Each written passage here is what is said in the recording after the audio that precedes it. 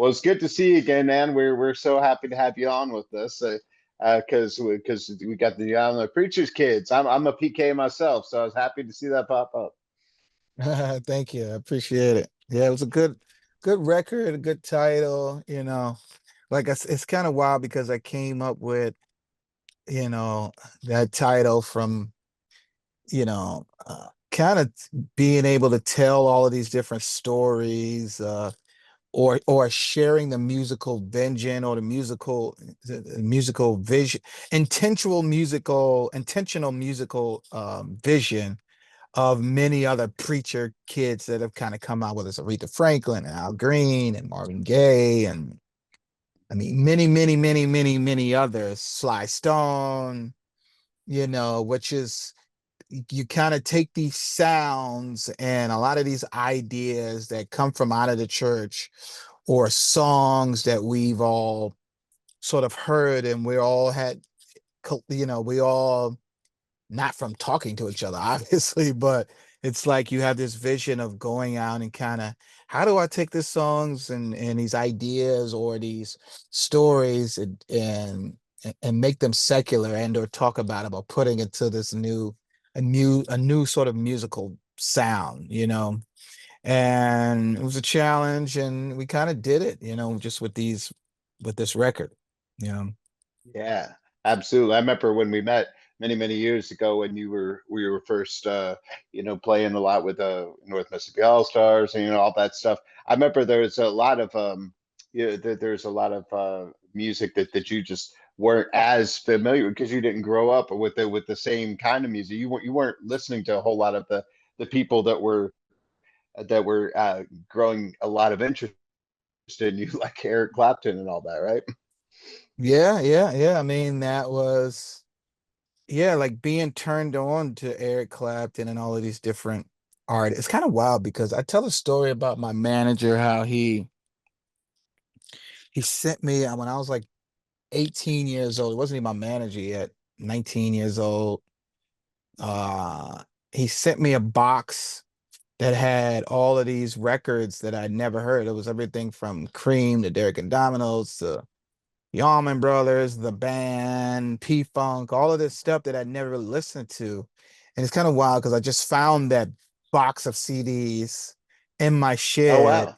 while trying to look for some stuff. Yeah, I found it, and it's pretty interesting. I was like, oh, I still never listened to these CDs. you know. Yeah, So, that's great. Well, what stuff are you been listening to now?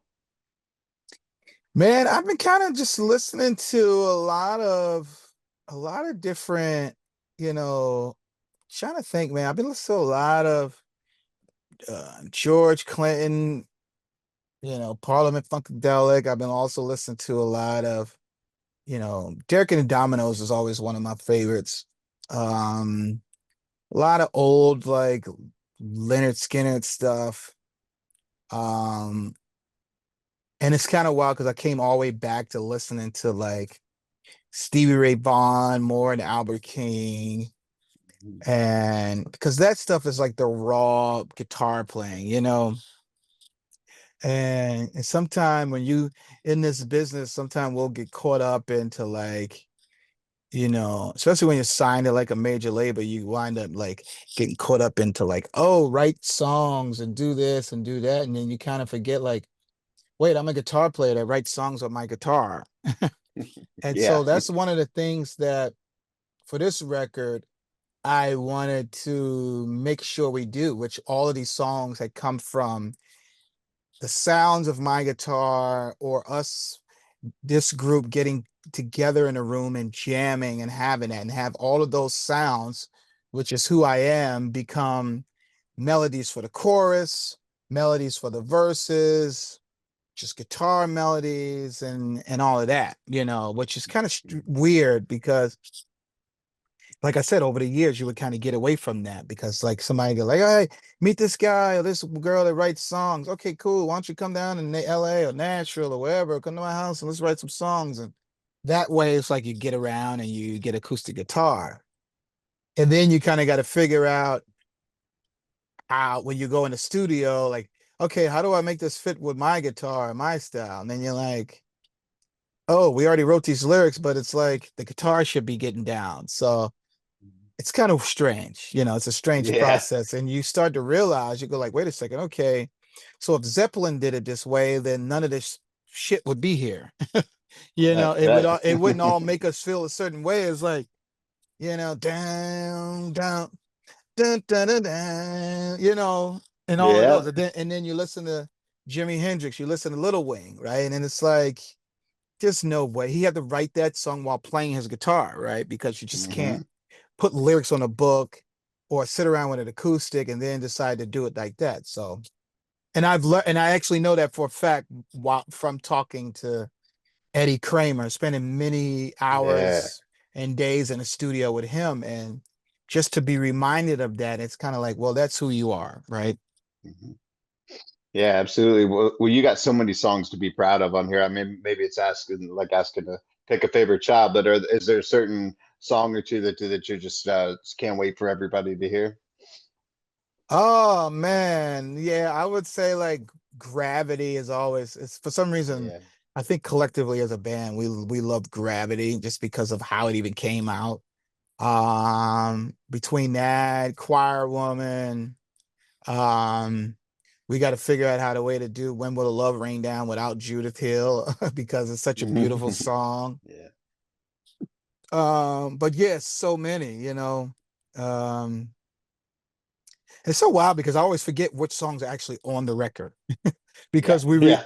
we probably wrote and recorded like 40 songs. Wow. And so when we all get together, they always be like, "Man, what happened to this song? Why didn't that song?" And I'm like, "Well, the beauty about today is, you could keep releasing and adding Yeah. on because it's all digital. It's not like, and so there's Hmm. so many songs, but those really stick out. And actually, King Karma is one of our favorites too. Hmm. It's just Margot Yeah. Price recorded on that one, sang on it because it's so like out of the way we even came up with a lot of those with some of the moving parts in that one is was so like kind of like un Robert Randolph way, but it's also so like cool and such a mood change, and it's got the guitars and it's got the great verse and Yeah. the chorus. So yeah, I can't wait to play that one especially. Yeah. And so you got all preacher's kids with you? Yeah, Uh, all the preacher's uh, kids are here with us, trying to yeah, I make it love it. happen. Yeah, man. That's so cool. Well, people have been looking up to you for years on that stage, and you just make what you do look so easy. And I know it's not. But what kind of advice do you give to those kids that are looking at you going, "I want to do what you do"? Man, I just tell them to take their time and take it easy, man, because it's a long road. It's a lot going on out here, and the road can be strange. It could be fun. You meet lots of great people, lots of bad people, and you just got to enjoy yourself and enjoy the music, and keep on evolving. And because you learn so much. Yeah, it's kind of wild because sometimes people will be talking to me and like if you go back home or you go back to a certain place, you get around your old uncles and aunts and people they talk and it's like you guys don't even know, man. I've already seen what 2040 looks like. You know, Yeah. once you go to Asia, man, they're already 10 years ahead of us at least. So once you go Hmm. there, you're like, oh Lord have mercy. It's like, you know, I mean, it's really like that, man. If you go to like Japan and China, I don't know if you ever been, but when you go to like Yeah. Japan and China and Indonesia, you go to these places, you're like, come back here, you're like, oh, we actually have to flush the toilet, Yeah. you know? Oh, we actually have to turn on these lights. Hmm. So yeah, it's just so you get to see this world. So you have all of this inspiration and from every different angle, and you meet all of these different people, and you meet all these different types of musicians and you hear all these types of music. So music is a never ending learning experience. I mean, that's from everybody. I mean, I just take that for example from meeting and being friends with guys like Eric Clapton and talking to Elton John. The first time they saw me, they just go like, wow, I never knew you could do that on that type of guitar, you know? And so, like I said, and then I hear how some of these like Indian and Middle Eastern slide players and even some of the Asian slide Hmm. players, and you listen to all of that voicings and stuff, you're like, God, I need to like sit down and explore that one day, right? Yeah. Because it's so different than the scales is it alone is different. It's like, how Hmm. do you even get to that scale? So Yeah, absolutely. Well, you're gonna like this one. So my co-host is Drew Pearson, one of our great Dallas Cowboys, caught the Hail Mary, win the Hall of Fame. We all know the Hail Mary term. So we got to ask you your Hail Mary moment, the moment in your life or career you just had to go for it and it worked out for you. He's also a New Jersey guy, so don't hold it against my Hail him. Mary experience. Uh I would say my Hail Mary experience was, man, that's a good question. Um,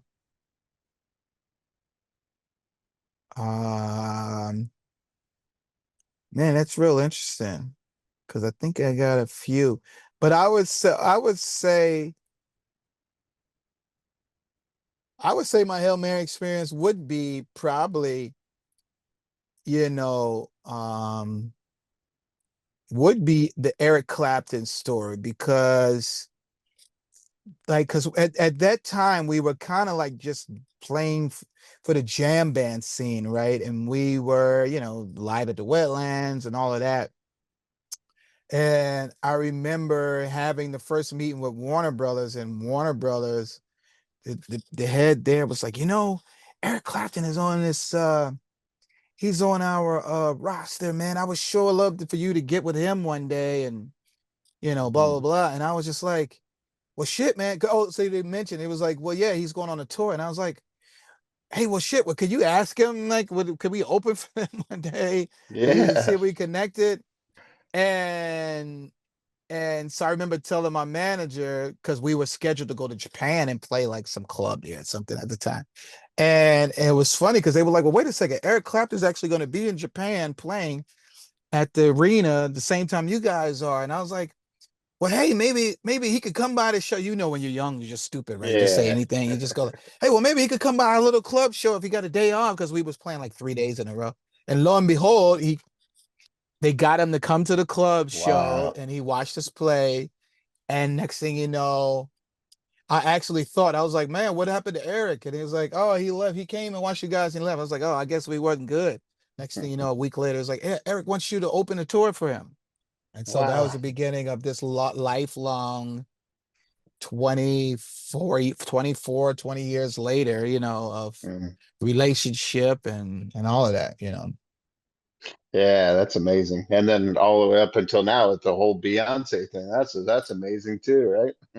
Yeah, yeah. There's Beyonce. I mean, it's just so many others. So much stuff that I forgot. Like I forgot that I recorded with Ozzy Osbourne years ago Yeah. and recorded with Ringo. So it's kind of like I'm like, man, I've done more collaborative songs and put out my own records with artists.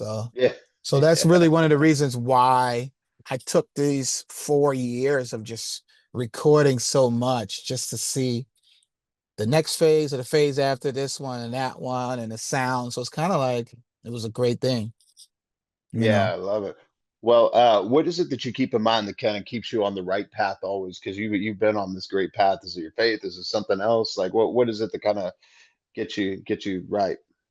Man, I say faith, man. When I try to go to church, just because that's my ground. I don't try to tell everybody to go to church, but everybody is rooted and grounded in whatever your beliefs are and whatever kind of help you get to this place. And like, so yeah, I try to go to church and try to talk to people I grew up with, in terms of like musical mentorship, people that, or surround yourself with the people always that's not gonna always agree with you, right? They're gonna be like, well, I think you should have did this and should have did that, even though you wind up getting into an argument and all that. But it's kind of healthy for the brain because it keeps you at this level of like, well, I guess this person really, might be telling the truth because, they've known me forever, right? Or whatever, whatever Mhm. that is. So all of that being rooted and grounded and surrounding yourself with people that you know love you, whether you got $1 million or $5, you know. Yeah, absolutely. Well said. And then Well, also, hey, like I said, the humbling experience of going to church, like for me, going to church, like I said, you could travel all around the world, you see all these experiences, you see all this stuff. And when you go to, for me, going to church or many other people, you go into church and you see people crying and you see people, and some of these people, it just keeps you rooted and grounded, right? That some people are struggling, some people are rejoicing just because they got a small raise on their job, or some people's rejoicing because the kids who were battling something got over here. You know, it's just all of these different things that help you, you know, sort of stay rooted and grounded. yeah, absolutely. Well said. So, so I know you're about to go on a tour. Hopefully, we'll get you back in the great state of Texas here again soon. Yeah, yeah, yeah. We'll be back in Texas. Actually, somebody called me about doing a festival in Austin, I think in October. Uh, So yeah, we'll well, be in the good. great state of Yeah, Texas. good. Well, we're so happy for you, man. So proud of all the great work that you've done. Like, what an adventure so far, and it's not done. So, um, Yeah, we just get started, gonna keep rolling. that's good. Well, congratulations on the record. We love it. We can't wait to hear it live. Appreciate your time and the great answers today. Great to see you again, and hopefully I'll see you in person again soon. Yes, sir, Paul. I appreciate you, man. Thank you so much. All right. Thanks so much. We'll see you soon. Okay. All right. Bye. See you soon. Bye bye.